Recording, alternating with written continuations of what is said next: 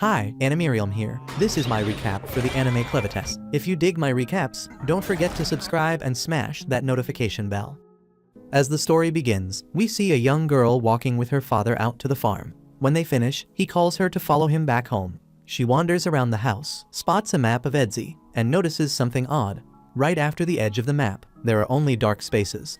Just their continent, then pure darkness, so she can't help but wonder why. Curious as always, she turns to her dad and asks what's beyond their city, a question even he can't answer. He sees the curiosity in her eyes and wants to give her an answer, but he can't because the truth is that he doesn't know either. So he tells her that every human, just like her, is born wanting to know more. But every time someone tries to enter that darkness, it ends in disaster. He explains that in those dark lands, there are 4 demons. Each one guards the west, east, north, and south of Edthia. Every team that's gone out to see what lies beyond has been wiped out, completely destroyed. She's shocked to hear this and wonders if it's really that dangerous, but still, it doesn't change how she feels. Her father tells her that until the demons are gone, no one can discover what's out there. Every problem should have a solution, but this one seems impossible. Then he explains that only heroes with special treasures have a chance. Only those with these legendary weapons can face the demons, and until the true hero appears, nobody can win. Instead of scaring her, this just makes her more excited. She dreams of being a hero, of fighting back. If she can get the Sword of Haydn, she'll be able to join the fight. When the heroes win, they'll finally see the world beyond the map and uncover what's hiding in those dark places. Years go by, and Alicia grows up. She's no longer a child. She's now one of the chosen heroes. She opens her eyes in the truck that's carrying her to the edge of the city. She grips the chain around her neck and tells her father, the time has come, and she's ready to fight for her city. And she's not alone. Other heroes are heading out with her. As the journey continues, the group starts to talk and slowly introduce themselves along the way. There are a few notable figures among them, like Minarch, who carries the Golden Utopia treasure and simply says he doesn't know where he's from. They all look over at Alicia and ask her to introduce herself, clearly surprised to see a woman among their ranks. But Alicia doesn't bother to respond or say a word about herself. The carriage keeps rolling until they reach the edge of the territory, where Stefan, known for wielding the Pegasus treasure, warns the group that they're getting close. Some of the others quietly whisper among themselves that Stefan is actually the strongest one in the whole group, which is why he acts like he is the leader. Suddenly, the carriage comes to a stop, and the driver tells them it can't go any farther. Everyone prepares to get down, but before they've even set foot on the ground, a sudden attack by demons catches them off guard, and in the chaos, several drivers are killed right away. Stefan yells for everyone to get out and fight back. They all rush out, and Stefan immediately divides the squad into smaller groups. The archers and lancers quickly jump into action, while Stefan tells the rest that he's going to team up with Alicia to take on the remaining enemies. Alicia, carrying the Rock Swallow treasure, joins Stefan in the battle. She's powerful and charismatic, but what stands out most is how sharp and aware she is of everything happening around her, never missing a detail. Then we see that standing on a mount in front of them is one of the demon lords, who begins speaking about the world being born from chaos. He admits that if the world itself is born of chaos, then he must be as well, and maybe he's right. The fighting gets even more intense as all the heroes leap and push their way through hills and over rocky ground, making their way up to the top of the mountain. Stefan, excited and ready for the challenge, is determined to live up to his reputation as the most intelligent one among them. He tells the group that today is the day they'll be recognized as true heroes, and they have to prove to everyone who chose them that they really are strong enough. Finally, when they reach Luna Mountain, the Demon Lord steps forward and shows himself. He looks both stunning and terrifying at the same time, with white, fluffy skin and a piercing stare that makes everyone uneasy. This is Clevites of the Moonlight, the ruler of the far southern end of Edthia. Stefan is momentarily thrown off, and even he admits just how frightening this enemy really is. But despite the fear, this is exactly what they came for. They're here on a mission, they're not alone, and together they're determined to make the legend a reality. But just as Stefan braces himself to attack, Clevites suddenly launches a strike from a distance, hurling Stefan into the side of the mountain and killing him instantly. And unfortunately, that was the end of Stefan. Everyone stands there frozen, shocked as hell because Clevites didn't even move an inch, and Stefan's already dead. One of the other heroes tries to step up and take charge, shouting at everyone to get it together and fight back. But Alicia isn't rushing in like the rest. She's scanning the mountain, looking for anything that might give them an edge. As the heroes get closer to Clevites, he cuts them down one after another without taking a single step. Alicia quickly figures out what's happening. She shouts to the others, warning them that Clevites is attacking with his shadows. If they want to survive, they need to stay away from the shadows. The group hesitates, not sure what to do, but Alicia doesn't wait. She starts leaping across the mountainside, running as fast as she can. The shadow follows her, and she's the first one who actually sees the attack coming and manages to fight back. Clevetess's eyes light up in surprise. Maybe this battle won't be as easy as the others he's fought before, but still it catches his attention. This is humanity, and for 1,000 years, he hasn't faced humans, but from what he remembers, they should be weak, as fragile as insects. Yet what he sees now is different. They're strong, they're on a mission, and nothing seems to break their determination. He can't quite figure out what's driving them, but he wants to understand where their strength comes from. The heroes fight with everything they have, but Clevetess defeats them all. In the end, Alicia is the last to fall. As she's sent flying into the air, she closes her eyes, accepting her fate. She apologizes to her father for not making her dream come true. But not every dream is meant to happen, and hers is one of those that just wasn't meant to be. Meanwhile, in capital Hydrat, the people of the Haydn Kingdom go about their daily lives, unaware of the danger approaching. That's when Clevetess erupts from the mountain outside the city. Panic spreads as he appears. Everyone in the city is terrified, but Clevetess isn't interested in hurting them. He's only curious about what drives these people. He remembers that the ones who attacked him called themselves heroes sent by the king of Haydn, and now he plans to fight his way to the palace to reach the king. The villagers panic and run for safety, while the knights rush into action, bringing out their archers to launch an attack. But Clevetess doesn't attack them in return. Instead, he soars above the rooftops, heading straight for the palace, determined to discover what lies at the heart of their resolve. The knights strengthen the security at the palace gates and fire a volley of arrows at Clevetess, but none of their shots come close to hitting him. He watches their attacks, unfazed, and quickly realizes they're not as strong as he expected. They're still weak, and nothing they do can harm him. With a single swing of his arm, he smashes the palace wall to the ground. The knights quickly realize the situation is out of their control, so one of them rushes off to warn the king that the Demon King has attacked. The king doesn't seem surprised. For the Demon King to reach the city, there can only be one reason: the heroes have failed. He rises from his throne and moves toward the only thing he has left to protect: the legendary blade of Haydn, Mana Hydrite.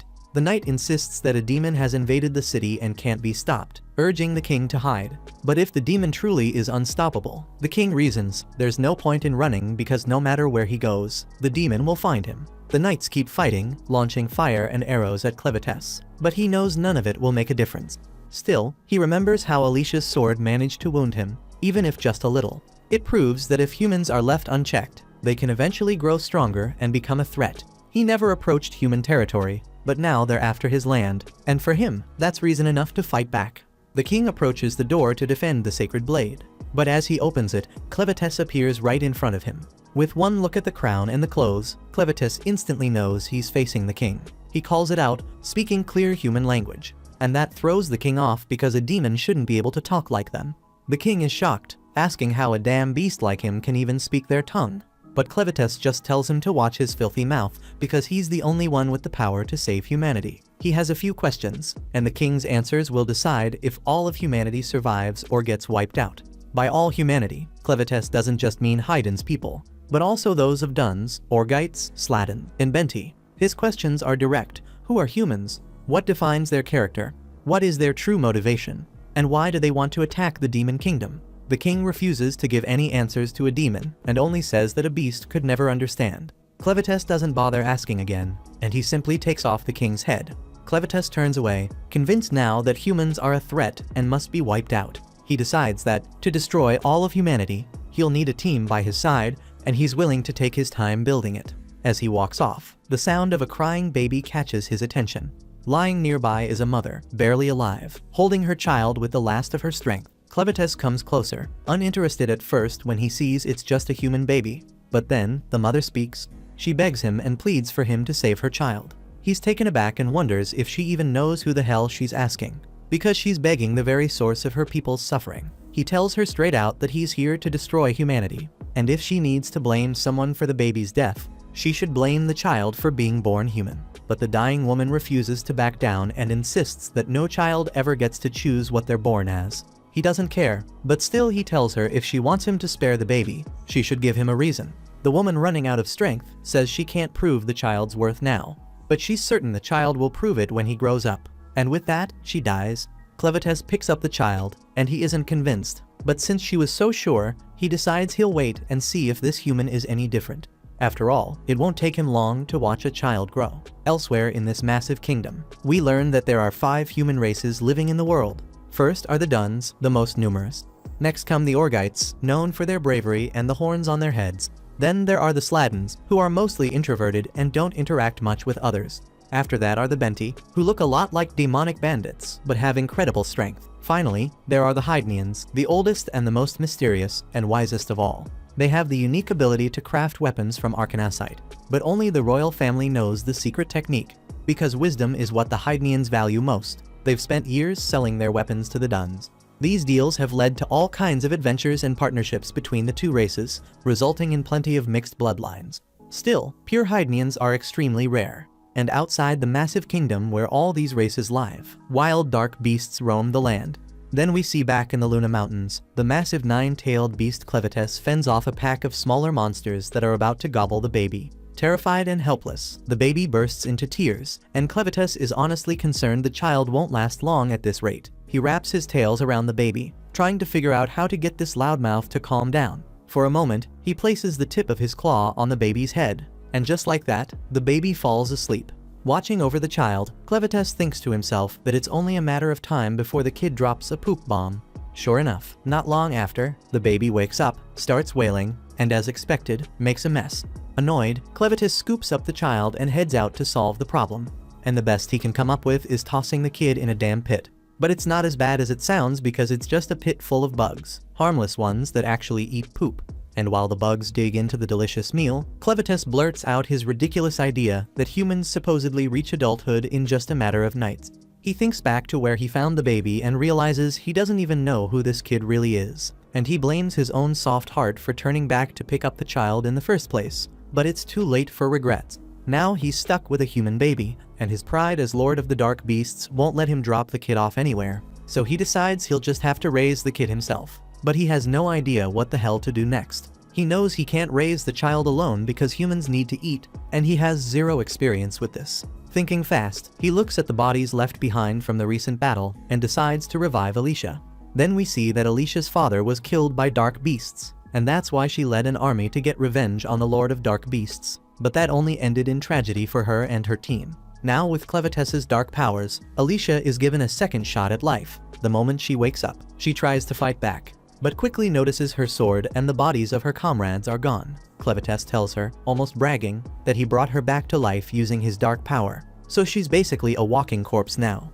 After hearing that, she looks down at herself stunned and horrified, but then she gets more confused about how the hell Clevites speaks their language so well. But then deep down, she's still a little bit relieved to realize she's the only one left alive. Right then, Clevites orders Alicia to reveal her fun bags. Shocked, she immediately thinks the Lord of Dark Beasts is making some kind of pervy advances on her, and her mind starts to run wild. But before she can react further, he interrupts her dirty thoughts and explains it's because the baby is hungry. He orders her to ditch the armor and get her melons out now. And because he'd used dark magic to revive her, she's forced to obey. Even though she's frustrated and embarrassed, she slowly lifts her top and does what he asked, only to discover that unsurprisingly, she doesn't have any milk at all. Clevites is completely taken aback, but Alicia, still annoyed, explains to him that only women who've given birth can produce milk. Embarrassed by the whole situation, she begs him to just end her life, but he ignores her. While they argue, the baby starts crying again, and instead of solving the problem, the two end up arguing about how Clevites even found the child in the first place. Tired of the pointless conversation, Clevites orders her to come up with a way to feed the baby. Even though Alicia knows nothing about raising a child, she admits they need a woman who can actually nurse the baby. The next problem is how do they find one, so she tells him they'd have to hire someone. But that requires money, and Clevites of course is completely broke. But Alicia points out that with all the arcanasite in the cave, they could easily make some cash. While he's thinking this over, Alicia contemplates attacking him. But with no weapon, she has no choice but to stand by. After a quick pause, Clevites agrees to find a woman who can feed the baby. He's about to leave the cave when Alicia points out the obvious. He can't just walk into town in his current form because he'd terrify everyone he saw. Alicia then offers to take the baby herself, but Clevites refuses to let the child out of his sight. So instead, he transforms himself into the form of a human boy. While his disguise is pretty convincing, his 9 tails are still swishing behind him. He quickly pulls the tails into a shadow underneath, but one small horn stays on his head. not noticing the horn. Clevites is satisfied with his disguise, and Alicia wisely decides not to say a word about it. Before they head out, Clevites decides they need names. He picks Clen for himself and gives the baby the name Luna. Only then does he bother to ask Alicia what her name is, and she finally tells him. After that, they all head down to a small river nearby. Once there, Alicia takes on the job of bathing the child. In the middle of it, Clen interrupts her constantly, but she keeps going until Luna ends up peeing right in her face. Clen doesn't miss a chance to criticize, acting like the world's most annoying mother-in-law. He nitpicks everything she does, from the way she washes the baby to how she wraps him up, even pointing out which spots she should focus on while cleaning. Once Alicia is done, she's exhausted, but Clen actually thinks the poop-eating bugs did a better job than she did. They leave the river and make their way to Alicia's old camp, only to find it empty. Alicia explains that her group hid their valuables somewhere else before the attack. They set out for the stash, but Clen makes her stop to clean up herself first because she stinks. Also, he hands her the baby's dirty clothes and tells her to wash them too. While doing this, Alicia notices the crest of the Hydnians' royal family on the fabric, and she realizes the baby is actually royalty. At the same time, back in the ruins of the castle, a lone soldier runs through the wreckage, searching for survivors. He's shocked by the devastation left by the Dark Lord and remembers that the crown princess had planned to escape the kingdom with her child before disaster struck. He curses the king's madness for destroying the kingdom, but still clings to hope that someone made it out alive. Meanwhile, General Drell and his men survey the remains of the Hydnians' kingdom. Drell quickly orders one of his soldiers to inform the emperor, warning that if they don't claim the land now, another race will beat them to it. He's mainly interested in the secrets of arcanasite crafting, a technique known only to the Hydnians' royal family. As he heads back to gather his army, he tells his second-in-command Maynard to hunt for any survivors with royal blood and bring them straight to him. Back with our happy family, we see Alicia confront Clen, holding up the crested cloth and accusing him of kidnapping a child with royal blood. Clen is stunned to hear this because he honestly didn't know. He tells Alicia that someone who looked exactly like the human form he's now using was the one who handed him the child. Alicia doesn't buy his story for a second, but Clen cuts her off and admits he killed the king because the king attacked him first. He warns her that now, plenty of people will be searching for the child, hoping to get the secret of arcanasite crafting. Now that he knows the child is royal, Clen is determined to raise him as a king, planning to control things from behind the scenes. Alicia feels a chill because she's scared by the idea that Clen thinks of Luna as his servant. She suddenly wonders if, by revealing Luna's true identity, she's only made things worse. Clen then interrupts her thoughts, reminding her that they still need to find a woman with milk to feed the baby. As they head out, Alicia tries to reassure herself that humans would never accept Clen, especially with a horn sticking out of his head.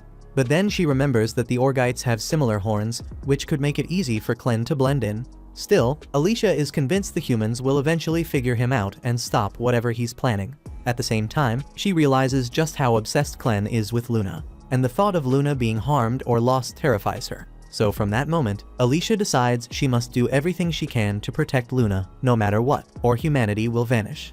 On the road, the group is suddenly attacked by bandits. The first blow lands square on Clen's head. Alicia assumes that ordinary bandits should be no problem for the Lord of Dark Beasts, but to her shock, Clen collapses to the ground, bleeding heavily. Panicked, Alicia screams like an annoying girl, only to be struck from behind herself, knocking her out cold. She's stunned by how weak she is, even with Clevitess's dark magic inside her. Some time later, Alicia wakes up, momentarily disoriented, as if she's surrounded by her own soldiers on a mission to attack Clevitess. But before she can get comfortable in her daydream, Clen snaps at her to wake up.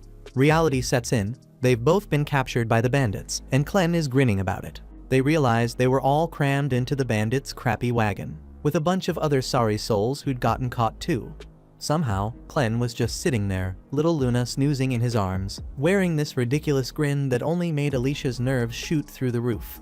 She glances at Luna sleeping quietly and asks Clen how in the hell he managed to calm the kid down. Clen replies that Luna was indeed crying earlier, but thanks to the gentle rocking of the carriage, she's quiet now. Alicia pushes her way past the other miserable captives until she's close enough to whisper sharply at Clen, demanding to know why he, the badass, legendary demon king, let himself get caught so easily. She figures his sudden makeover must have weakened him so much that some random asshole knocked him out with a single hit. Clen chuckles, admitting that she's almost right. Apparently, when he transformed into this scrawny-ass human disguise, it accidentally made his body as fragile as a damn toothpick. He didn't see that coming. So when someone cheap shot at him from behind, he went lights out immediately. Basically, his natural defense system is now about as effective as a wet napkin. But luckily, he can still power up his defenses if he really needs to. So Alicia wonders why Clen hasn't busted their asses out yet. Clen calmly explains that since he's now undercover as a human, he intends to keep his true badass Demon King powers under wraps until Luna is old enough to inherit the throne. Besides, he actually wants to let things play out so he can learn more about humans, especially why these innocent schmucks got kidnapped in the first place. Alicia stares at him like he's an idiot before bluntly explaining to his clueless brain that they've obviously been captured by bandits, who probably plan to sell their unlucky asses off to slave traders. Anyway, she quickly begs Clen not to judge all humans based on these thieving scumbags, because bandits are literally the bottom of humanity's barrel. Not long after, the carriage pulls up at the bandits' rundown base, and they're immediately split into two groups, men on one side, women and kids on the other. One of the captives suddenly makes a run for it, clearly sick of this bullshit. So Dagarn, one of the bandit leaders, watches the idiot sprint away, smirking smugly, knowing the guy just signed his own death warrant. Sure enough, another bandit casually hurls a dagger at the fleeing guy, impaling him straight through the back and dropping him faster than a sack of potatoes. With that moron permanently out of commission, Dagarn calmly warns the remaining fresh meat not to try anything similarly stupid unless they want a blade decorating their spine too. Then, his attention shifts straight to Alicia. He orders her to follow him, and before she can even protest, he roughly drags her off toward his room, intent on getting to the bottom of her melon. Clen then stands uncertainly until a woman named Karma, who appears to be in charge of handling the women and children section of this lovely human trafficking operation, notices him spacing out, spotting Luna in his arms. Karma calls over her servant Neru, whose messed up job is basically daycare for kidnapped infants. Then we learn that the bandits' hideout is located in an abandoned quarry, and deep at the bottom of this sketchy-ass pit lies a mysterious pool of water, and at the very bottom of that pool sits a legendary red blade. Of course, it's guarded by something nasty as hell, probably a monster strong enough to rip anyone's face off. Anyway, turns out Dagarn isn't exactly the creep I thought he was, because he just drags Alicia straight to Vroko, the asshole currently playing leader of the Crows in place of their real boss Zazak. Apparently, Vroko staged a little coup, stealing the top dog position, and nobody's dumb enough to complain since his pet beast Betty is a literal murder machine capable of turning anyone into ground beef. Alicia recognizes Betty immediately as a vicious western demon and is stunned that a dumbass like Vroko actually managed to tame it. Vroko casually chats with Betty, who complains that she's bored and wants to play with a human guy. With a twisted grin, Vroko tells her to help herself to either one of the unlucky bandit morons who brought Alicia over. But before Betty picks her unlucky chew toy,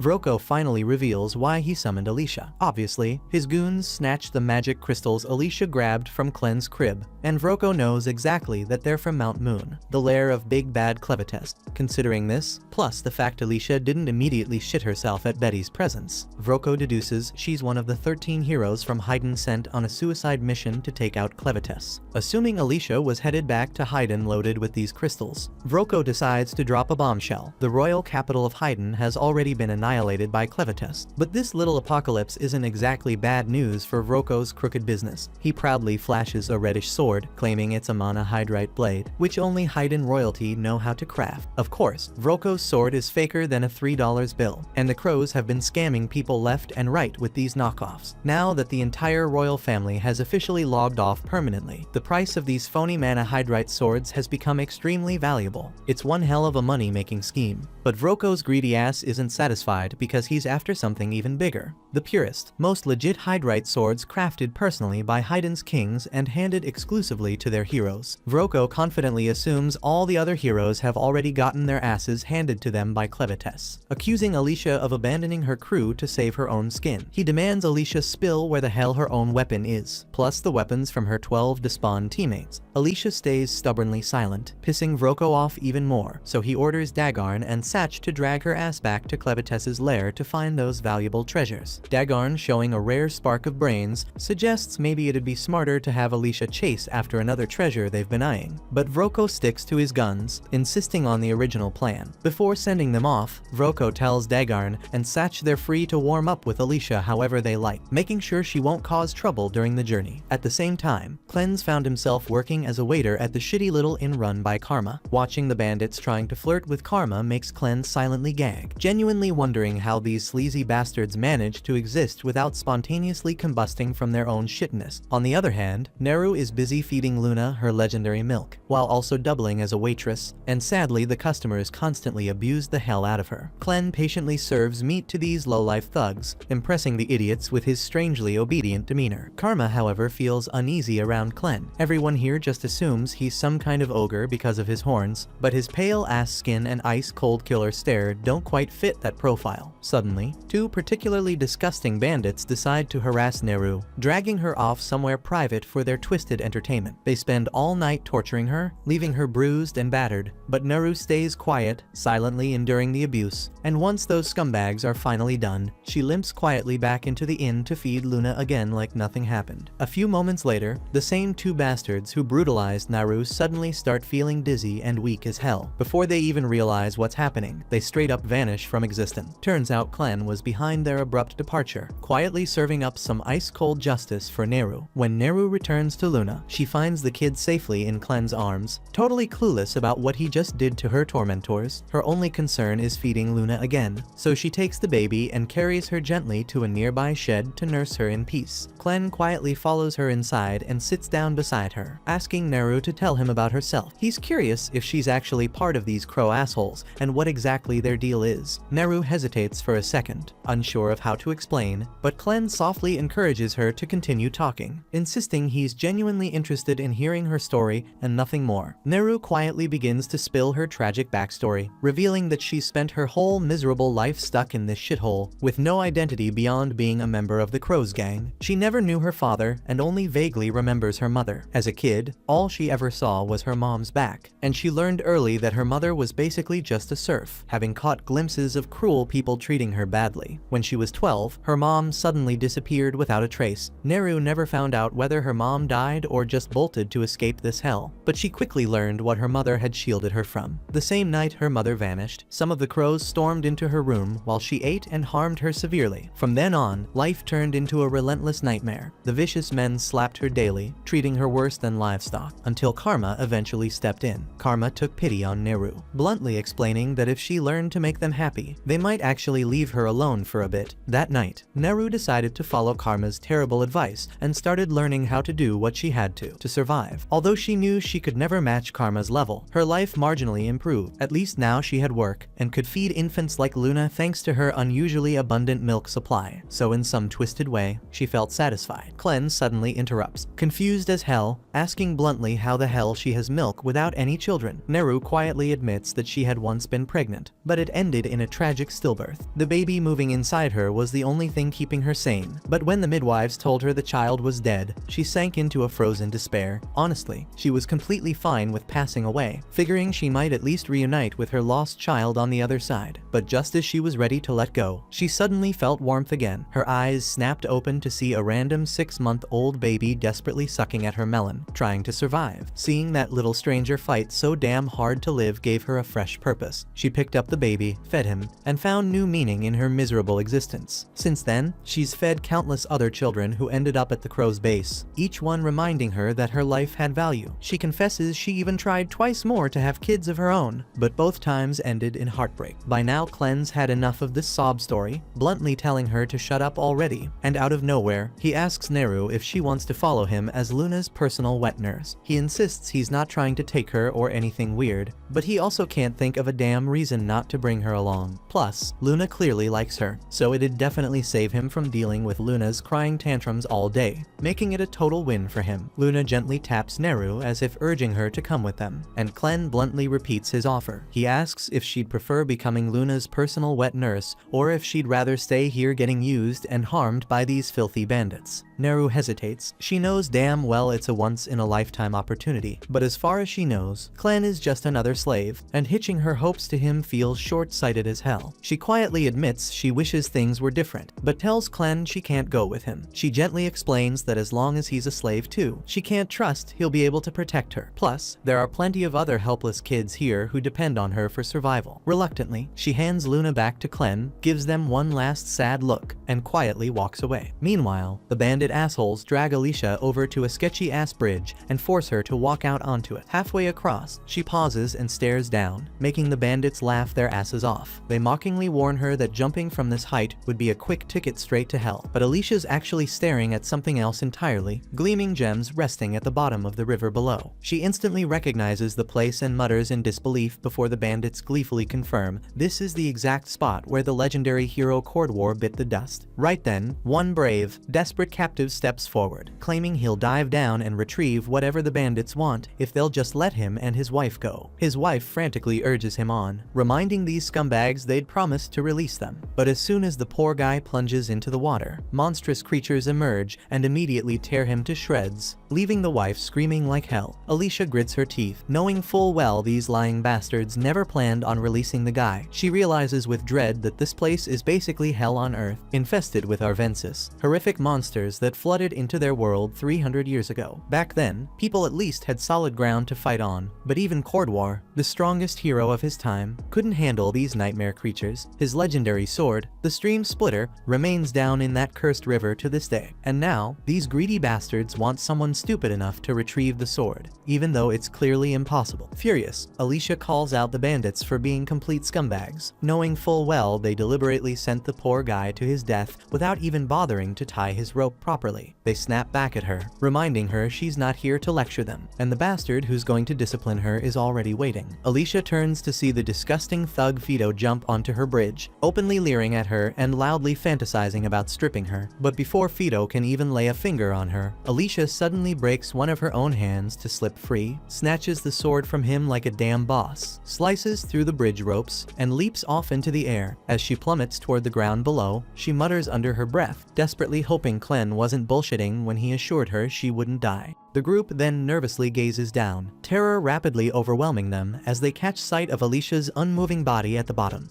So it dawns on them instantly, with a chilling sense of despair, that their only clue for recovering the mysterious 13 regalia weapons has just become mincemeat. At the same moment on the ground below, Alicia wakes up, her immortality curse placed by Clevitis bringing her back to consciousness. While she can't die due to the curse, it doesn't grant any regenerative powers, leaving her completely immobilized from the neck down, with absolutely no damn idea how to proceed. Every bone in her body feels shattered, and substantial blood loss makes it impossible for her to move on her own.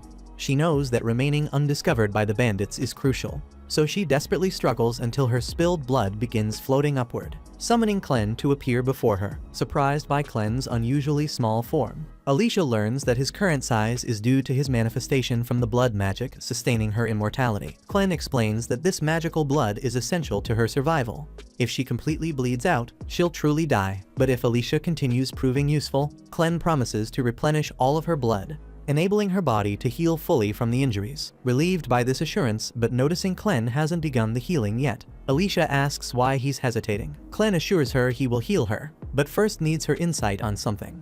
He recently identified Neru as the ideal candidate to serve as Luna's wet nurse, despite Clen even with his demonic senses, recognizing the severe mistreatment Neru suffers here when he offered her a chance at escape to a far better life as Luna's caretaker. She shockingly refused him outright. Clen seeks Alicia's understanding of why Neru rejected such a beneficial proposal. Alicia surmises Neru likely views Clen as powerless, a slave incapable of fulfilling his promises.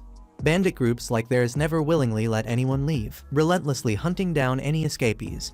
Having grown up in such a harsh environment, Neru probably believes freedom is an impossible dream. Clen asks Alicia if there's any solution to this problem, and Alicia suggests that the simplest option would be eliminating all the bandits in the base. Without anyone left to chase after Neru, she'd be much more inclined to accept Clen's proposal. Alicia points out that with Clen's immense power, wiping out the entire bandit group should be easy. But Clen refuses, concerned about drawing unwanted attention. He can't afford to reveal his absence from the mountain, fearing others might seize the opportunity to attack Clevitis's territory.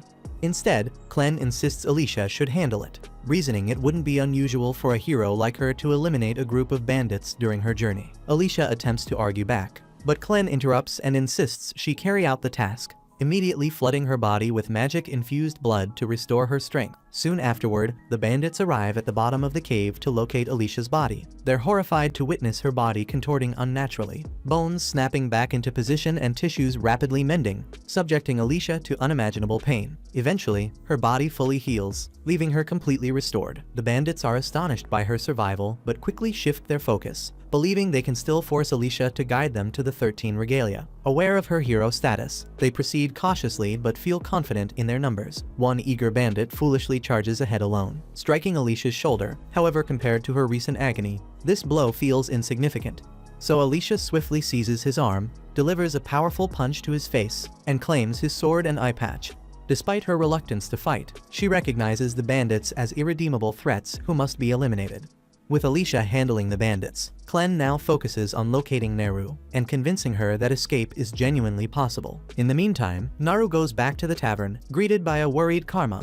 Karma expresses concern over the constant abuse Naru endures, frustrated by her own inability to stop the bandits. Naru deeply appreciates Karma's kindness, but acknowledges the workload awaiting them, prompting Karma to gently ask Naru to start washing the dishes. Karma sees Naru seems unusually cheerful for someone who just got roughed up and quietly asks if something good happened to her. Naru hesitates, not exactly calling it good, but admits it made her feel happy.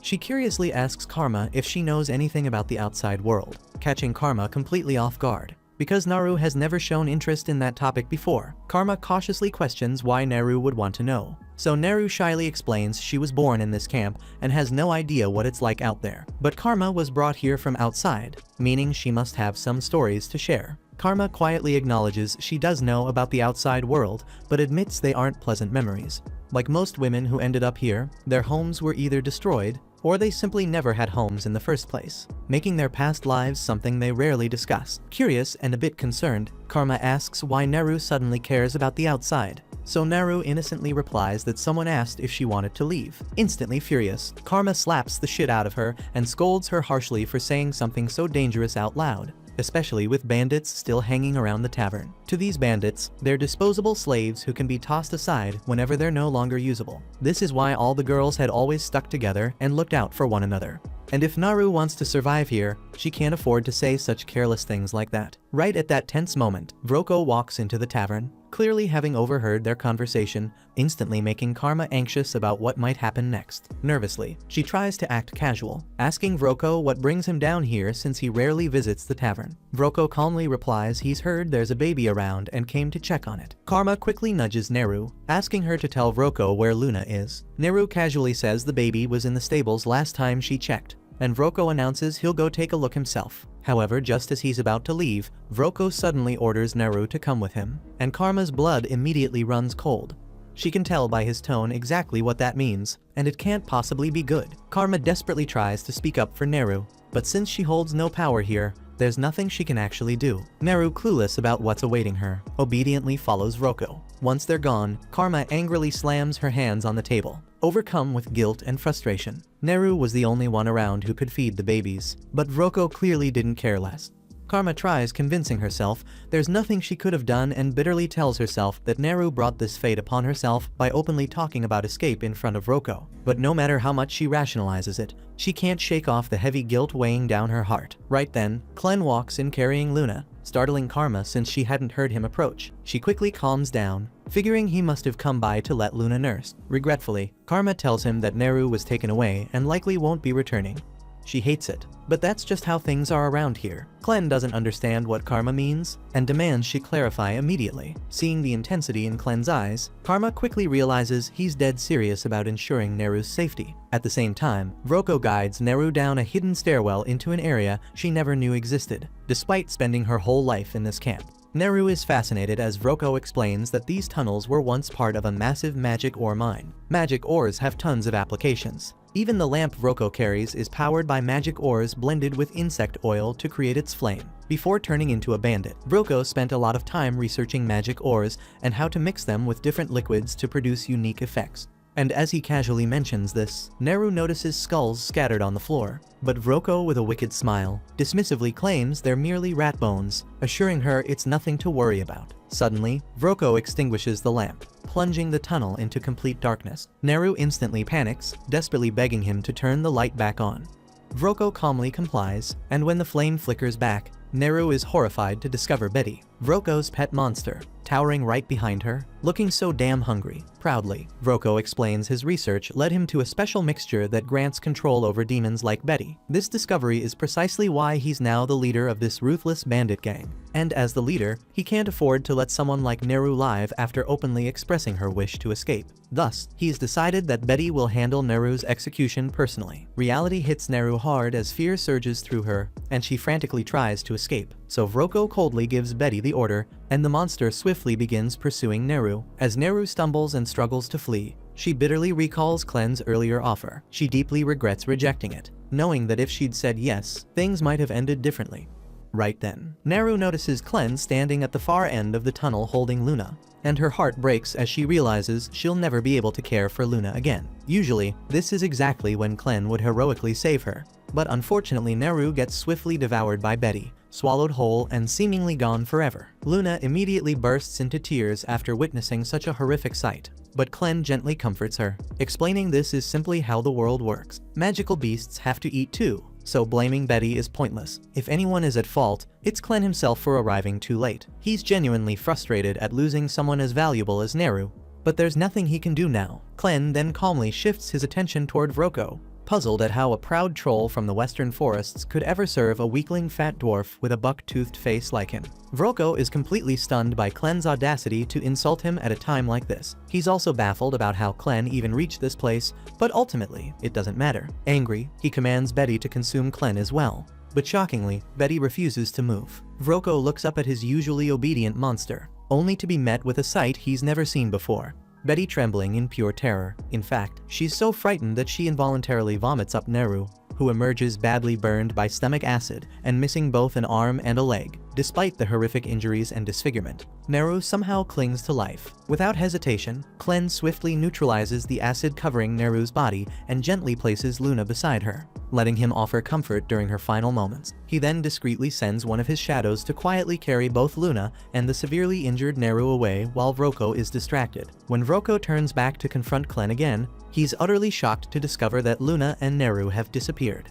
Confused and enraged, Vroko assumes Clen must have used some form of magic, but amusingly enough, Clen himself has absolutely no idea what magic even means. Vroko assumes Clen is pretending not to know what magic is, because magic is the only possible explanation for all the weird stuff he's been doing. Basically, magic involves mixing magic stones with other strange ingredients to create special effects. For example, this weird drug hidden in Vroko's coat is made from magic stones, a few rare herbs, and the larvae of a nasty parasitic fly. When someone inhales it, they become dumb as hell, except for Vroko himself obviously. That's exactly how he made Betty so obedient in the first place. Without hesitation, Vroko tosses the drug into the fire, causing a vapor to spread quickly through the air. The moment Betty inhales it, her mind goes blank, and she charges straight at Clen in a rage-fueled frenzy. Clen's fragile human body gets smacked around like a ragdoll, since he can't fully access his true power in this form, while he flies through the air, bouncing painfully off the cave walls. The only thing running through his head is how furious he is at Alicia for not warning him about this whole magic thing. Speaking of Alicia, she's currently busy slicing through bandits like they're discount meat,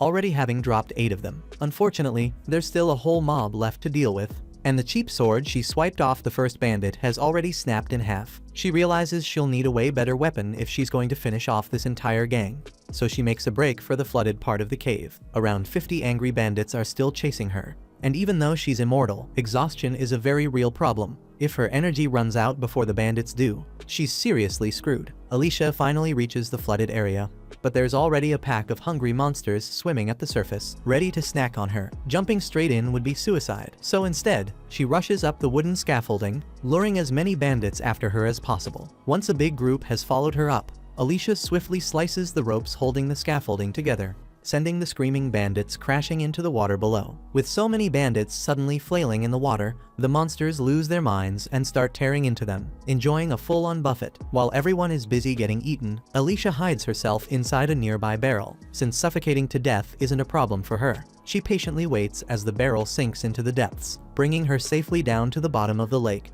exactly where the legendary sword awaits. However, successfully holding her breath for the entire descent turns out to be far tougher than Alicia had imagined. And before long, the unbearable pressure combined with the brutal oxygen deprivation hits her exactly as she dreaded. Her entire body becomes paralyzed under the merciless water pressure, and despite knowing full well she's immortal and can't genuinely drown, resisting the desperate urge to shoot back up to the surface is absolute hell. After what feels like an eternity, she finally smashes against the ground, stumbling out of the barrel in a disoriented daze. Instantly, the crimson glow of the legendary sword catches her eye, shining faintly in the darkness, and she immediately drags herself toward it. Despite her muscles screaming from exhaustion, Alicia knows damn well that once she grabs that sword she'll gain a massive power-up, and hauling herself out of this hellhole will become a piece of cake. But just as she's about to catch it, an enormous, blood-red eye opens directly in front of her face, and only then does it dawn on Alicia that she's not actually standing on the lake bed, but right on the goddamn back of a colossal monster, which has just woken up thanks to her clumsy landing. The huge beast starts rising from its sleep, throwing Alicia around like a rag doll in the violent currents. It hits her that this abomination is exactly why the legendary hero bit the dust down here, but she's not about to lose her focus now. Frantically, she lunges once more toward the sword, desperate to grasp its hilt. But right then the enormous creature opens its cavernous mouth, creating a powerful suction that threatens to swallow her whole. Alicia can't fight the insane pull, but at the last possible second she manages to snatch the sword just as the monster clamps its jaws shut on her arm. Pinned painfully between its jagged teeth, Alicia summons a surge of raw strength from the trusty power of flashback-fueled rage, and with a savage scream she shatters the monster's jaw. Finally free, she glares furiously into the beast's glowing eye as the legendary sword starts surging with power in her hands. Without missing a second, she swings it viciously, activating its water manipulation ability to launch herself forward at blistering speed. The gigantic monster immediately gives chase, and Alicia still can't quite wrap her head around the fact that something that freaking massive actually exists down here. She figures this nightmare must be one of the ancient ones, terrifying beasts from the dark ages who've slumbered undisturbed for thousands of years. Typically, these legendary monsters stay hidden away in the most unreachable corners of the continent. But this particular asshole apparently woke up thanks to the humans mining arcanasite here and ruining its beauty sleep. While processing all that insanity, Alicia finally sees the surface approaching. But the smaller monsters lurking there notice her as well. She's painfully aware that she'll need oxygen immediately if she's gonna have any chance of winning this messed up fight. But those hungry little bastards are already blocking her path. With a swift swing of her sword, Alicia propels herself upward, brutally slicing one of the beasts in half, and finally breaches the water's surface. The bandits stare in absolute disbelief, completely losing their shit at seeing Alicia alive again. But before she can even fully catch her breath, the enormous monster erupts out of the lake behind her. The sight of it sends the remaining thugs into a hysterical frenzy, and immediately the Ancient One unleashes hell, whipping out its massive tentacles and smashing everything in its path. Alicia has no choice but to dodge frantically and pull back, since even her best hits barely scratch the surface of this behemoth. It hits her quickly that even a legendary hero like her has no real chance going solo against a monster of this insane scale. Fortunately, the Ancient One decides to take out its rage on the panicked bandits instead, devouring most of them instantly, and the handful unlucky enough to escape its jaws end up shredded by the monster fish, leaving nothing but chum in the water. So Alicia figures her job here is officially done. Just then, she hears Clen's voice echoing in her head and glances around, searching for the bastard. He quickly tells her he's talking to her through telepathy, adding that while he can't clearly see what happened, the bloodbath he's sensing all around means she's obviously completed her mission. Alicia explodes at him through their mental link, cursing him out for not helping her when she was fighting for her damn life, but Clen shuts her off, calmly saying he's dealing with his own shitshow at the moment. Alicia struggles to imagine anything that could trouble someone like a demon lord, but Clen explains he's facing some weird technique he's never encountered before, and this human form he's wearing sucks way more than he expected. He complains that Alicia conveniently forgot to mention magic's existence to him, promising her that once she returns, he'll punish her accordingly. Still, he's already dealt with the brainwashed troll, and he is now chilling on top of the troll's body. Elsewhere, Vroko is desperately sprinting for his life, internally screaming about how Clen turned out to be some ridiculously powerful mage who one-shotted his troll like it was nothing. In his blind panic, he trips over Neru's lifeless body with baby Luna bawling beside it, and as soon as he sees the kid, a sinister idea pops into his twisted mind, giving him one last shot at salvaging his hopeless situation. Meanwhile, Alicia rushes to regroup with Clen after getting his instructions, immediately noticing the bizarre, crimson smoke drifting through the air. Clen, on the other hand, quickly notices the sword Alicia is now awkwardly hiding beneath some cloth. She bluntly informs him she's sure as hell not discarding the blade after nearly getting herself killed trying to get her hands on it. Clen could honestly care less about the sword right now though, because that strange red smoke is seriously messing with his senses. He irritably informs Alicia that although normal humans and animals seem unaffected, it's completely throwing him off balance as a demon lord. He can't smell a damn thing. His ears won't stop ringing, and frankly, he's pissed off. Clen growls in frustration, saying that if he reverted to his true form, he could obliterate the entire area and clear this irritating smoke instantly. But there's no way in hell he's going nuclear until he knows exactly where Luna is. Alicia immediately freaks out upon discovering that Luna isn't with Clen, but he quickly reassures her, saying the kid shouldn't have gotten far. He then demands Alicia spill whatever she knows about magic. She explains that only a handful of people can pull it off by channeling the hidden energy inside Arcanasite. Alicia admits with frustration that she personally sucks at magic despite knowing some theory, and Clen bluntly calls her utterly useless. Alicia explodes, unleashing a torrent of curses at Clen, but he completely ignores her ranting and decides they need to move fast and locate Luna and Neru. Acknowledging that there's a chance both of them could already be dead, Alicia's blood runs cold at hearing those chilling words, and she nervously asks Clen what he'd do if Luna really is dead. Without a hint of emotion, he responds that he'd immediately lose all interest in humanity, causing Alicia to realize in horror that this scenario would be humanity's absolute worst nightmare. Determined to save mankind from Clen's wrath, Alicia urgently starts searching for Luna, quickly stumbling upon a trail of fresh blood. She asks Clen if Neru had been bleeding, and he confirms it. Alicia guesses that either Neru's dragging herself along or somebody's pulling her.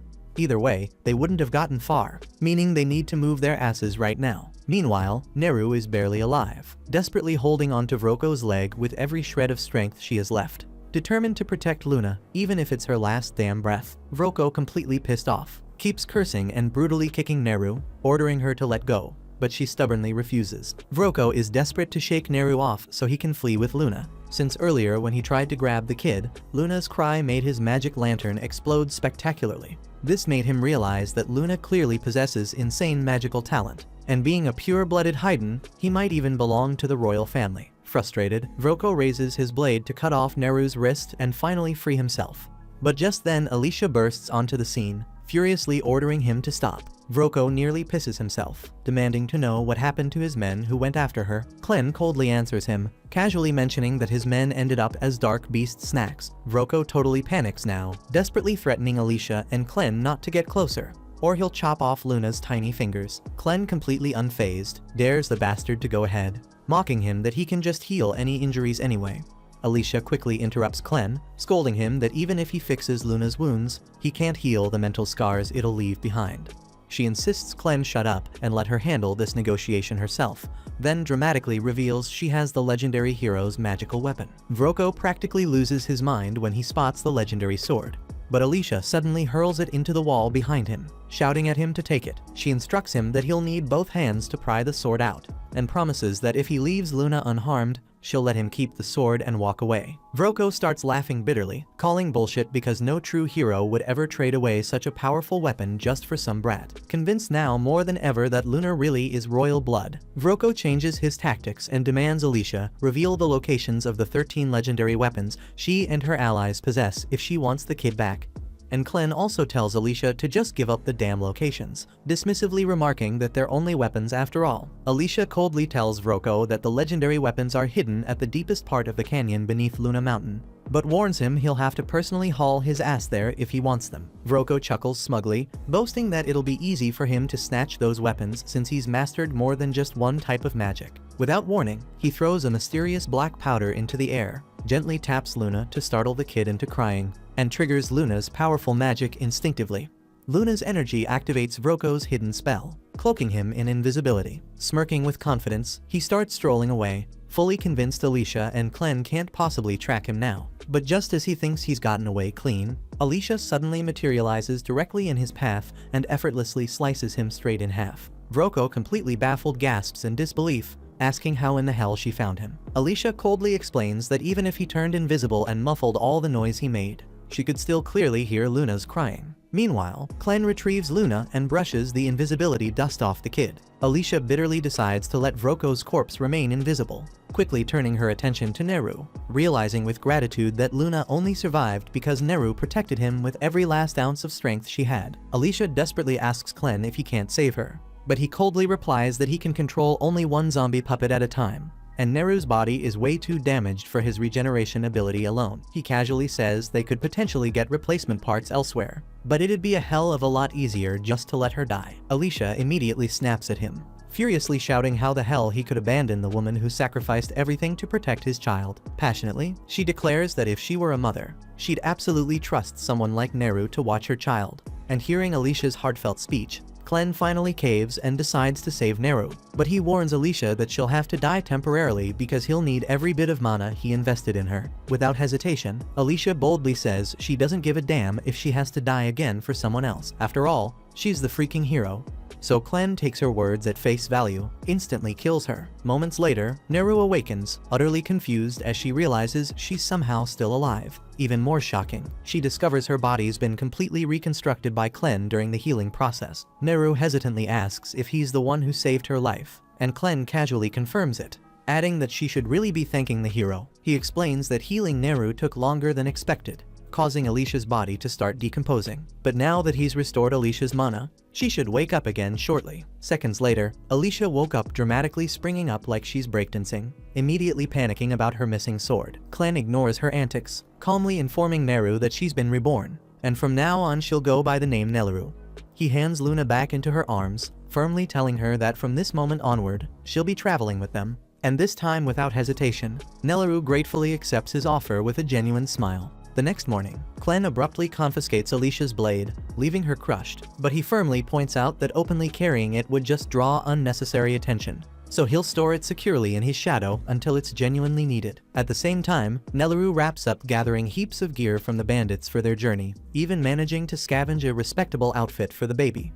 Alicia asks if Nelaru is seriously planning on carrying all that stuff alone, since it looks ridiculously heavy, but Nelaru brushes it off, saying it actually feels pretty light. Alicia suddenly remembers Nelaru lost a huge chunk of her body yesterday when she nearly died, so Clen must have swapped those parts out for something powerful enough to make her this strong. But Alicia still has no clue what the hell he actually did. Nelaru then eagerly approaches Alicia, offering to help by carrying her sword, but Alicia sadly admits she doesn't even have her sword anymore. Nelaru instantly perks up, remembering Vroko mentioning he stashed a bunch of badass swords inside his desk. Hearing this, Alicia immediately lights up and begs Clen to at least let her have a normal sword. Clen is fully aware Alicia is practically useless in combat without a weapon, sighs and tells her fine, she can go grab one. So Alicia excitedly rushes off to raid Vroko's desk, with Vroko and his entire bandit crew dead and the slaves already gone. The hideout is eerily deserted now. Clen casually asks Nelaru if she'll miss the place, but she quickly responds she's had nothing but nightmares here, so she's more than thrilled to leave it behind. Her only regret is not getting the chance to say goodbye to Karma. Hearing her mention Karma with such sadness, Clen suddenly realizes he might have screwed up earlier, but right before he can say anything, he's viciously ambushed from above. Meanwhile, Alicia kicks Vroko's office door wide open, eagerly searching his desk. She happily discovers some money, a set of leather armor, and a pretty solid sword. More than satisfied, she's about to return triumphantly to Clen, but suddenly, Clen violently crashes through the wall, slamming into the desk, completely wrecking it. Groaning in pain, Clen bitterly remarks he's still not used to how pathetically fragile this stupid human body is, constantly getting rag-dolled around like some kind of stuffed animal. However, before Clen can explain what the hell just happened, Gart suddenly steps through the massive hole in the wall, and Alicia instantly realizes he's powerful as hell. She draws her sword, ready to fight, but in a blink, Gart lunges forward, delivering a kick so powerful that the sheer air pressure slices Alicia's cheek open. Gart is mildly impressed that Alicia managed to react fast enough to dodge, but he figures she won't last long, immediately launching into a ruthless barrage of kicks until Alicia stumbles. He then jumps back, unleashing a violent gust of wind that blasts Alicia straight through the roof and out of the building. Alicia crash lands outside, and Gart is again genuinely surprised she can still stand after that hit. So he calmly offers her a deal. He says he's only after Clem. If Alicia drops her sword and leaves right now, he promises he'll stop fighting her. But Alicia doesn't trust a word Gart says. Convinced he's just another surviving bandit, she bitterly wishes she had her stream splitter sword right now, but since that's not happening, she'll have to rely on one of Hayden's techniques instead. Clearing every useless thought from her mind, Alicia narrows her focus until the only thing she's thinking about is slicing Gart to pieces. With her mind crystal clear, her movements become much more precise, and she suddenly darts forward with a shocking burst of speed. Gart is caught completely off guard by Alicia's sudden acceleration, and just as her blade is about to land, Clen shouts sharply at her to stop. Alicia's body instantly freezes mid-attack, instinctively obeying Clen's command, but her mind still burns with nothing but pure murder, so Clen has no choice but to smack some sense back into her before things escalate further. Once Alicia snaps back to her senses, Clen explains loudly that this whole fight is just one huge misunderstanding, and there's no good reason to fight Gart. Besides, if Clen hadn't intervened just now, Gart would have obliterated her entire body with a single kick before her sword could even touch him. Gart, being reasonable, calmly asks Clen to elaborate exactly how this is all just a misunderstanding. As far as Gart can tell, Nelleru over there reeks suspiciously like a damn Western troll, and he heard a rumor about a troll being kept captive in this camp before coming here. He's already checked out the caverns below and discovered the troll's corpse, which was missing multiple body parts as if someone had deliberately removed them. Gart's theory is straightforward. Clen must be the leader here, and he probably killed the troll just for fun. But that's about as far from the truth as it gets. Clen then calmly asks Nelleru to grab Luna and wait by the front gate since he has some business to sort out with Gart privately. As soon as she's gone, Clen casually turns to Alicia and bluntly reveals that Gart is actually a dark beast in disguise. Alicia's jaw practically hits the floor since she had absolutely no clue there were other dark beasts who could transform into humans, but Clen calmly tells her Gart's merely under a seriously powerful illusion. As far as Clen's aware, there's only one being strong enough to pull off illusion magic of this level, and it's Zafthir, the Dark Beast Lord of the West himself. And just for the record, Clen absolutely cannot stand Zafthir, and would really rather not deal with him at all. Gart, stunned by how accurately Clen identified him after such a brief encounter, demands to know who Clen truly is. Not wanting to expose his actual identity, Clen smoothly lies, claiming he's merely a servant of the Dark Beast Lord Clevitus. Gart buys the story immediately and dispels his illusion magic, revealing his true form as a monstrous bird serving under Zafthir. Having shown his real form, Gart asks Clen to offer proof of his own dark beast identity, prompting Clen to reveal one of his shadow tails. Satisfied by this proof, Gart quickly calls for a truce. Meanwhile, Alicia is having a full-blown mental crisis because this is way too much crazy information hitting her at once. First of all, she had zero idea there were other beasts like Clevites who could disguise themselves as humans and speak human languages fluently. If that's true, then what the hell was the point of the heroes going to war against Clevites at all? Noticing Alicia freaking out, Clen sighs, telling her to chill out, because there really aren't many dark beasts out there capable of such elaborate disguises. Aside from Zafthir, none of them would even bother interacting with humans without a damn good reason. With all that cleared up, Gart bluntly asks why the hell Clen is willingly associating himself with a human lady. Clen smoothly replies that Alicia's just a human he turned into his personal servant, forcing her to obey every command he gives. He's keeping her around solely as a guide while learning about the human world. And the same thing goes for Nelleru and Luna, but he makes it clear he's not going to share any more details with Gart. Understanding the situation, Gart decides he won't pry any further, but firmly states that if Clen interferes with his assignment, he'll have no choice but to exterminate him. Clen smirks confidently, telling Gart he's more than welcome to try, but taking him down won't be easy at all. However, since Clen just answered Gart's questions, he decides it's his turn to ask something. Previously, Gart said Zafthir was considering wiping out all humanity, but Clen finds that pretty damn weird. From what he remembers, Zafthir always loved observing humans, and even the Orgites in the West worshipped him like a freaking deity. So why the sudden desire to annihilate humanity? Gart sighs and agrees to explain. He tells them that 3 days ago, he discovered several dark beasts in the West had their children vanish without a trace. Normally, something like that wouldn't be too suspicious, but he also found a strange vial near the scene, strongly hinting that humans were somehow involved. Gart immediately informed Zafthir about this incident, as well as 9 others just like it. Zafthir reluctantly admitted humans must be responsible, expressing shock that they'd betray her trust like this despite all the goodwill she'd shown them. Enraged, Zafthir ordered Gart to investigate further, and if he confirmed humans were indeed kidnapping the dark beast's children from the forest, she'd completely wipe them from existence. Clen contemplates this for a moment and suddenly realizes there might actually be a connection between the dark beast kidnappings and the bandits. The night before, during his interrogation, Karma revealed that every child born in this camp was sold off to a mysterious group due to their special talent. Exactly what Vroko intended to do with Luna. Clen suspects there's gotta be some link between the kidnapped dark beast children and the humans buying these kids. Given the mention of talent, Clen strongly believes magic is involved somehow. The moment Alicia hears Clen mention magic, her expression darkens instantly, prompting Clen to ask if she knows anything. Alicia reluctantly admits magic isn't exactly her specialty, but kidnapping children for magical talent definitely sounds like something those bastard wizards would do. Wizards have completely changed warfare in human kingdoms over recent years. These days, battles are practically decided entirely by the wizards each side has, because a single wizard can wipe out dozens, sometimes even hundreds of soldiers with a freaking single spell. Sure, wizards can be countered by other wizards, so they're not invincible, but they're undeniably terrifying on the battlefield. The very first person to weaponize wizards in warfare was General Drell, the infamous dragon slayer, who just happens to be the same monster that killed Alicia's father when she was young. So of course Alicia held a bitter grudge against him ever since. Clem finds this revelation pretty interesting, but he's confused as hell why Alicia wasted all her time chasing him instead of hunting down the bastard who actually killed her dad, considering Clevites never even harmed humans before they invaded his territory. So Alicia quietly replies that it was her dad's dying wish, so she had no choice but to set her own feelings aside and complete the assignment to invade Clevites' domain. At the same time, in another part of the human kingdom, General Drell's massive army is marching steadily south, boasting 50,000 men under his command, determined to seize control of the ruins of Haydn for himself. What's left of the battered Haydn army desperately tries to stop him,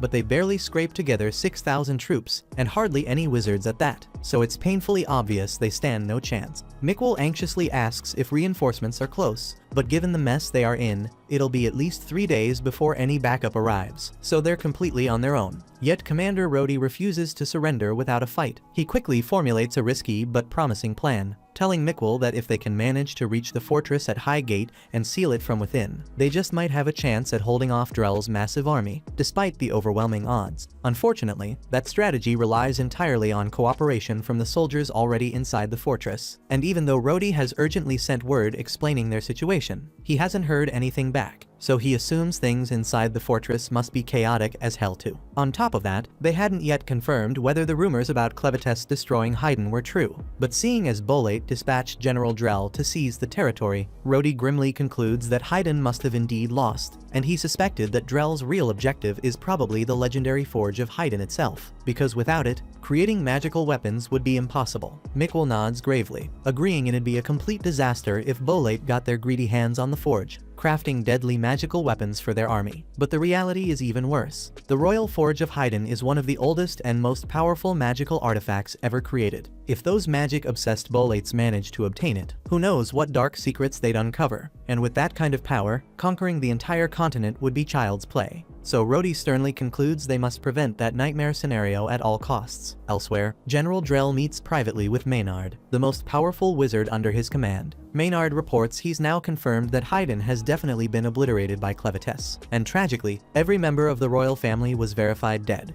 Well, almost all, because the 6-month-old crown prince somehow escaped. He's the last remaining royal heir, but his whereabouts remain anonymous, so Maynard can't yet verify if the child's alive or dead. In better news, though, Maynard reveals he's received a report from some bandits who've discovered a baby matching the prince's description exactly. Maynard insists it's worth looking into, and Drell immediately grants him full authority, ordering him to use any means necessary to track down that baby and bring him back.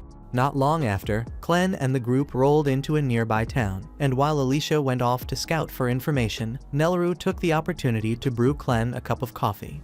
Naturally, Clen had zero idea what coffee even was, so he asked about it. And as it turns out, Nelleru wasn't too familiar either. It was just one of those pricey drinks Vroko occasionally demanded from her, so she decided to grab some beans on their way out, figuring Clen might like it. Intrigued by the mysterious bean drink, Clen let it cool off, took a small sip, and to his surprise, it actually tasted really damn good. Nelleru's happy he liked it, but there's something that's been nagging at her. She finally asks what happened to that sketchy guy who attacked Clen back at the camp, the one who mysteriously dipped without a trace. Clen explains that after Gart learned about wizards and magic from Alicia, he said he was heading off to report back to his master, so they won't be seeing him for a while. Still, Clen assures her that even if Gart shows up again, he probably won't cause trouble because the dude's not suspicious of them anymore. Right then, Alicia comes sprinting up the hill looking like a walking red flag. She's got bad news. The situation in Haydn has gone completely off the rails. The neighbor neighboring country of Bolate has smashed through the border and launched a full-scale invasion. Haydn is trying to fight back, but with the king dead and the capital already destroyed, their chances of winning are basically non-existent. The country of Eslan apparently tried to stall Bolate's advance, but it didn't do much in the end. Clen, still trying to piece all this together, asks why Eslan would even bother helping Haydn when they're not directly involved. Alicia explains that Eslan and Bolate have been at each other's throats for years, and even though Eslan's currently the weaker nation, they can't afford to let Bolate get their hands on the Haydn Forge. If Bolate managed to claim that, they'd become practically unstoppable. But even if they did capture it, they wouldn't be able to use it properly without someone of royal blood. But the real issue is that Haydn is completely outmatched, and thanks to Clen's offing their king, Haydn no longer has any decent sorcerers or leadership left. And at this pace, it won't be long before Haydn gets completely brushed off the map. That all sounds like a massive headache, but Clen honestly doesn't get why he should care, because his only goal is to make Luna king. Whether Bolate burns Haydn to the ground or throws a party in the capital, it's none of his business. But Alicia cuts in, telling him it actually does matter, because if Haydn falls under Bolate's control, Luna's dream of becoming king goes straight into the trash. Under Bolate rule, only citizens born in Bolate can take the throne, and let's be honest, Luna looks 100% pure-blooded Haydnite, so that alone would make him an outcast, if not a target. Worse, pure-blooded Haydnites aren't just rare, they're valuable. Their blood is literally the key to refining arcanasite efficiently, and with a psycho like Drell leading Bolate's army, there's no telling what horrors he'd unleash to get his hands on someone like Luna. Alicia knows this firsthand. Drell was the man who killed her father, and not because they were enemies or anything like that. No, they used to be tight. But since her dad was considered one of the most elite swordsmen in the land, Drell showed up years after the guy retired just to challenge him and prove he was better. And when he won, he looked Alicia dead in the eyes and blew up her house for no reason other than pure malice. Alicia was burning with rage, ready to grab her father's sword and avenge him right then and there, but her father stopped her, because he knew Drell would kill her on the spot if she even tried. With his dying breath, he begged her not to go down the path of revenge. He warned her it would only lead to endless war and suffering. Instead, he asked her to become a hero, someone who saves people, not someone who destroys. He promised he'd always be watching over her, and she never forgot. Now, with Bolate sweeping through Haydn like wildfire, Alicia tells Clen that the only way to ensure Luna's future is to stop them, drive them out, and crush Drell's ambition before it burns everything down. Clen knew she was right deep down. He could see the logic in it, but he still hated the irony. Here he was, about to protect the very place he once swore to destroy, and that thought annoyed him more than he expected. Still, Alicia's relieved that he's willing to step in. She says she'll get ready to head out, but Clen stops her. If he's going to take action, he can't risk people thinking he's just doing it because Alicia asked. He needs a solid reason to go head-to-head with Drell, and luckily, Drell's been abducting dark beast kids to turn them into war mages for his army, so that alone gives Clen the excuse he needs. And honestly, he's a bit hyped to see what these wizards are really capable of. He knows Alicia's probably dying to get back at Drell for murdering her father, but he reminds her that her dad's final wish was clear. He didn't want her to become a weapon of vengeance. He wanted her to be the kind of hero who saves lives. Alicia hasn't forgotten the vow she made, but after everything that's gone down, calling herself a hero feels like a bad joke. Right now, she's just going through the motions, stuck being a puppet to someone else's will. But even if that's true, Clen throws the question back at her, what does being a hero really mean? Maybe Alicia doesn't feel like one, but Clen's sure Nelleru sees her that way. After all, Alicia's the reason her life turned around. That hits Alicia a bit, and she knows he's right. So, she decides to stay behind, and the moment Clen shifts into his other form, he bolts straight into the woods, heading right for the Bolate army. At the same time, the Bolate forces just smashed their way past the second fortress on their march toward Haydn. Rhodey's seriously freaking out cause if they're not stopped soon. They'll be at Hydrad in no time. He rushes along the cliffside with Mikwil pointing out a narrow river up ahead. If they're gonna block the army, or at least slow them down, because this spot is their best shot. Back in the city, Alicia brings Nelleru and Luna along as they walk through the streets. Then they suddenly hear someone getting the absolute crap beat out of them nearby. Alicia's first reaction is concern, but once she spots the guy, she relaxes. It's just some unlucky bandit who somehow survived their last fight with her.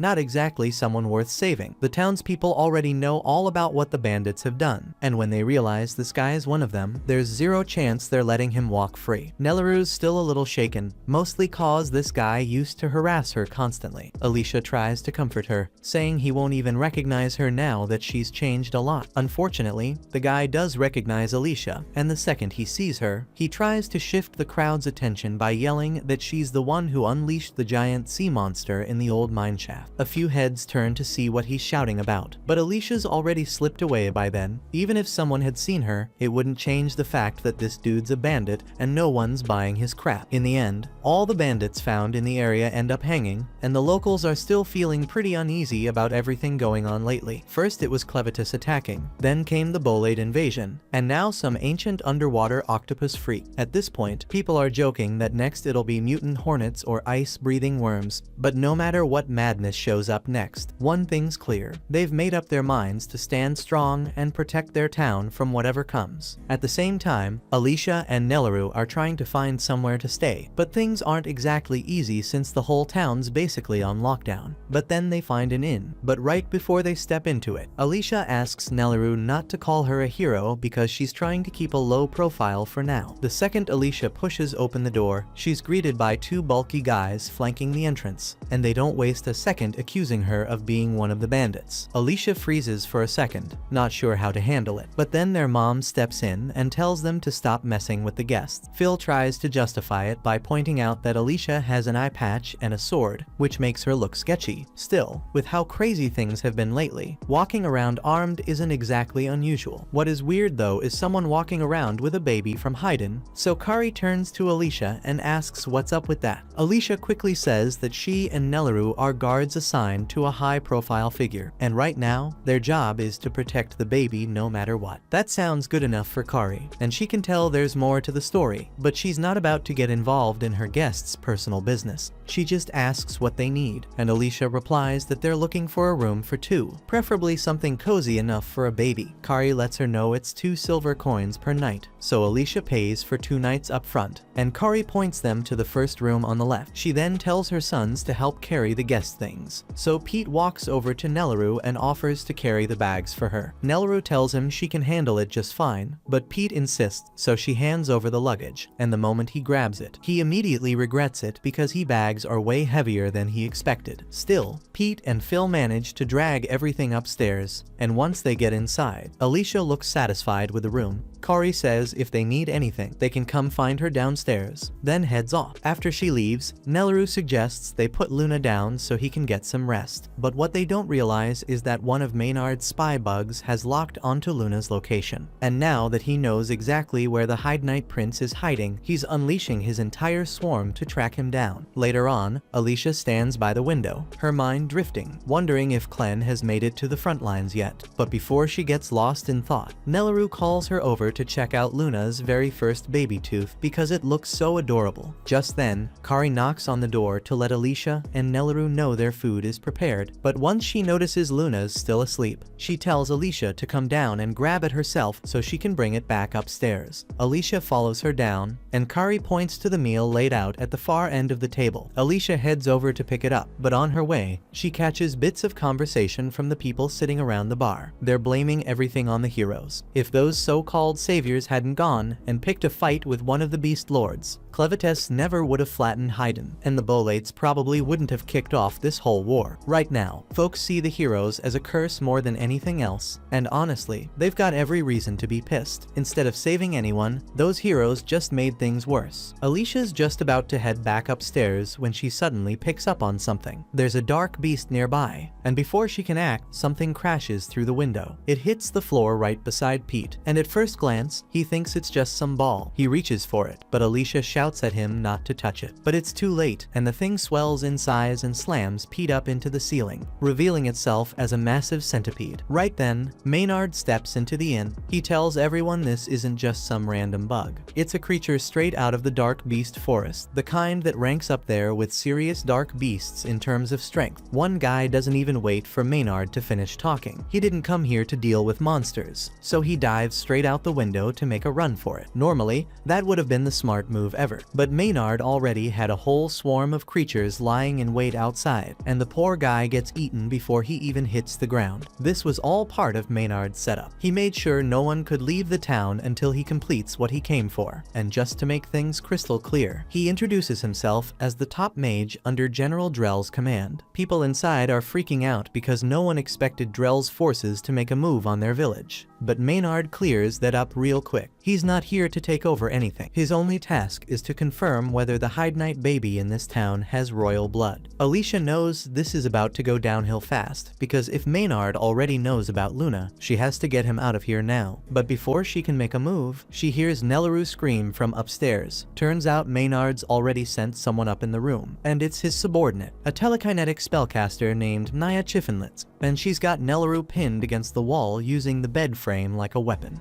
Nelleru can't figure out how Naya managed to get in through a second-floor window, so Naya calmly explains she climbed up using her axe. Her ability lets her push and pull anything made of iron, so she gripped the axe's haft, and with practiced precision, hurled it upward to haul herself along. She doesn't fully understand the finer mechanics, but she's heard of a massive, eerie shadow black turtle monster with an iron shell that any metal weapon striking it will stick there permanently. With her skill now explained, Naya returns to the matter at hand, pulling a pill from her pouch and stepping toward the baby. Nelleru then asks what the hell she's doing, and Naya almost matter-of-fact says she's only giving Luna a dose that will evaluate his magic potential. If the baby can channel magic, then his eyes will shift color and he'll be perfectly fine, but if he can't, he will cough up blood and die. After learning Luna could die, Nelleru screams and begs Naya to stop, and when Alicia hears Nelleru's cries, she dashes toward the room to help. But before she could reach it, Maynard commands his centipede to smash her into the wall. He isn't sure who Alicia is, but he won't let her jeopardize the plan, so he's going to kill her, coldly resolved. Back inside the room, Nelleru is still straining to free herself so she can go help Luna, frustration rising, but Naya tells her she's wasting her time. The pressure Naya can muster with those bed frames is, in her words, strong enough to halt a charging bull. So with 2 frames, Nelleru would have to be stronger than 2 full-grown bulls to break free, and there's no way her small arms could manage that, or so Naya thinks. But to Naya's shock, Nelleru's little arms are somehow actually shifting the bed frames,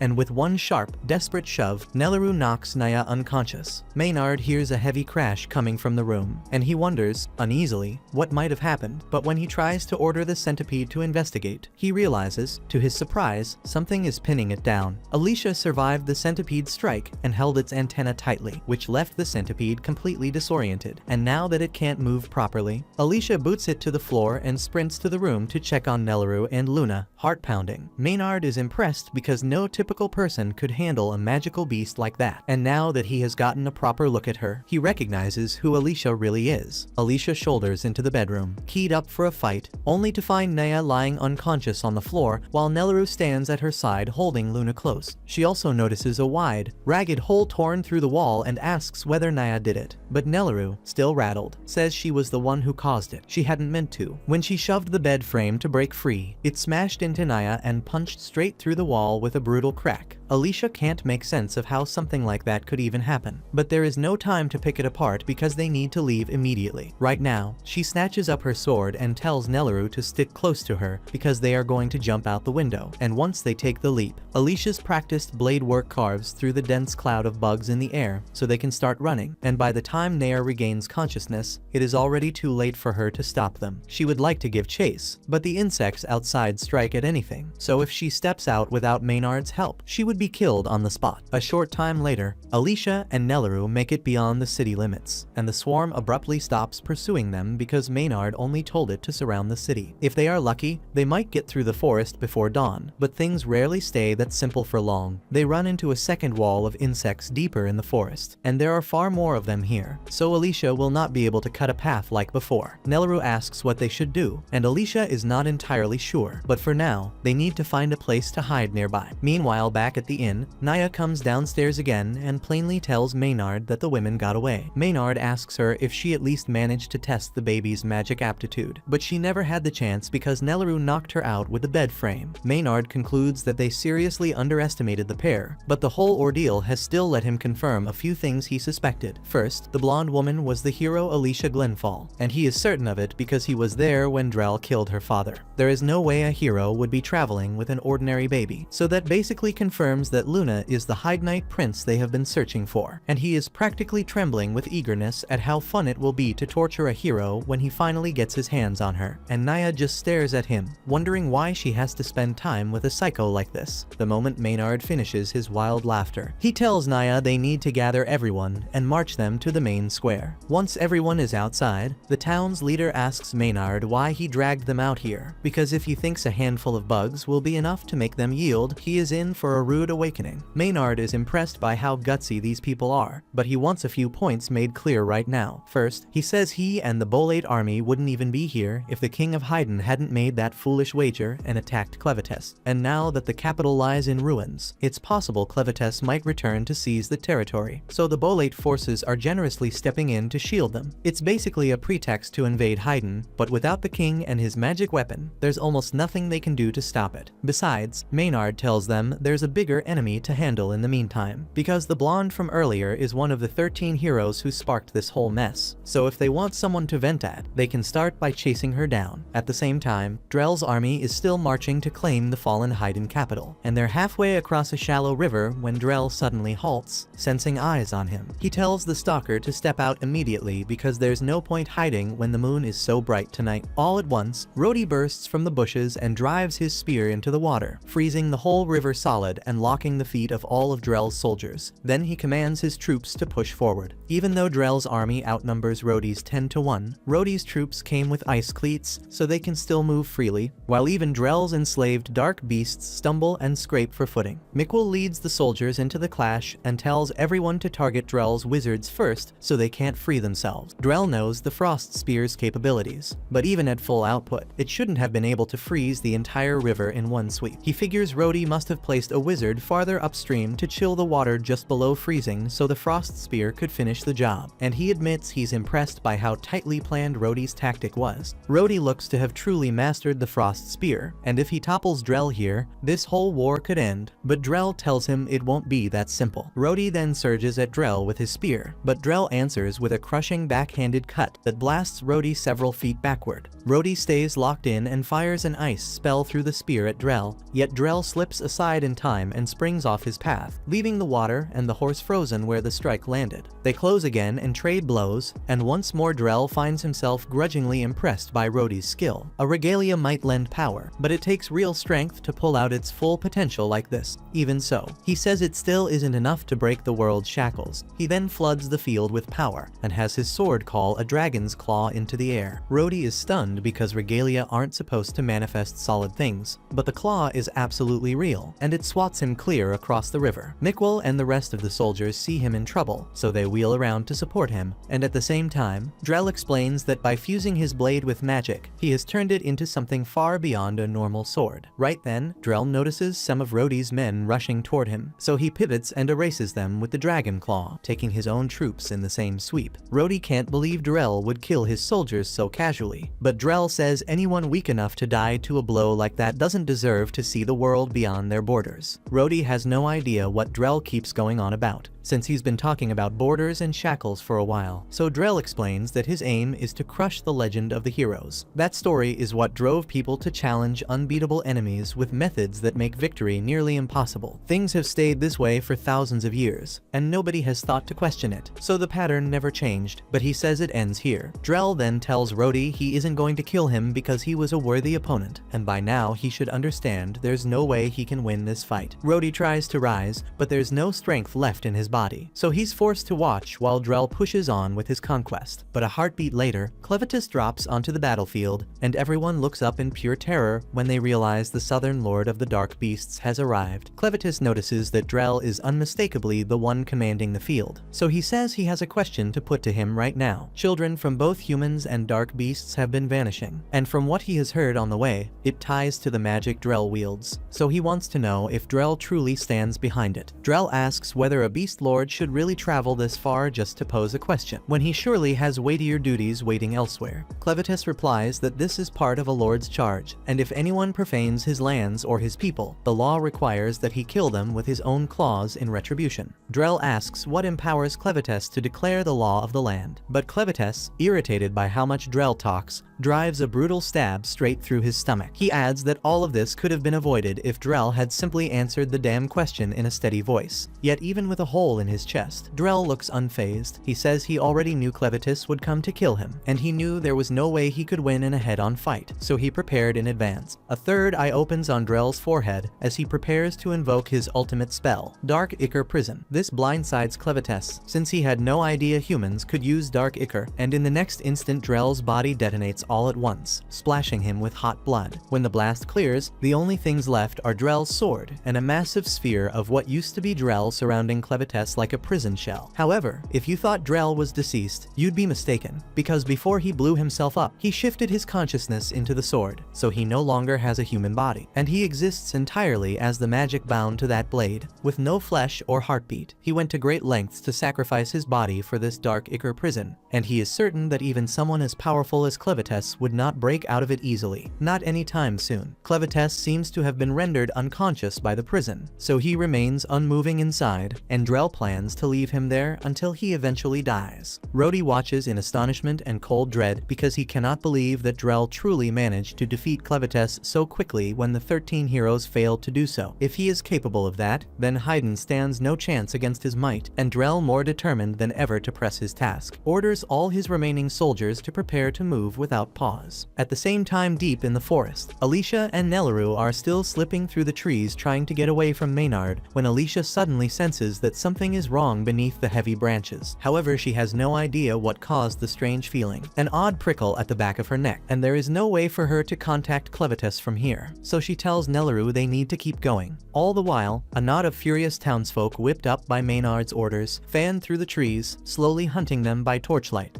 Soon after, the villagers corner Alicia and Nelleru inside a rundown cabin. Out front, Phil leads the furious mob, waving torches high as they bellow for Alicia to come out, insisting they know she's hiding within, so there's no point in staying concealed. And inside, Alicia and Nelleru crouch low in the shadows, unsure what their next move should be.